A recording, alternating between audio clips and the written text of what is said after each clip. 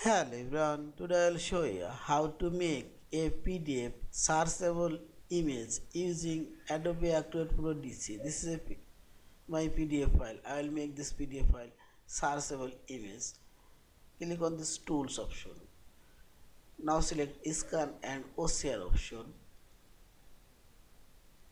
and click on this recognize text option and select in this file and this setting option. Click here. As a document language, you can select and change your language. I select UK. As output option, simply select this searchable image. Also, you can change down sample. This is now select OK, and finally select recognize text,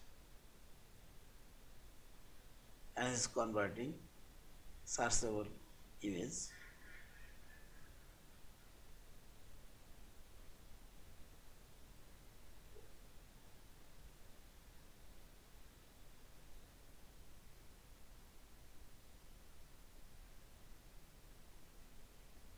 Okay, our PDF file now completely created searchable image, and finally select this file option, save or save as your PDF file. Thank you for watching. Please subscribe, like, share and comment.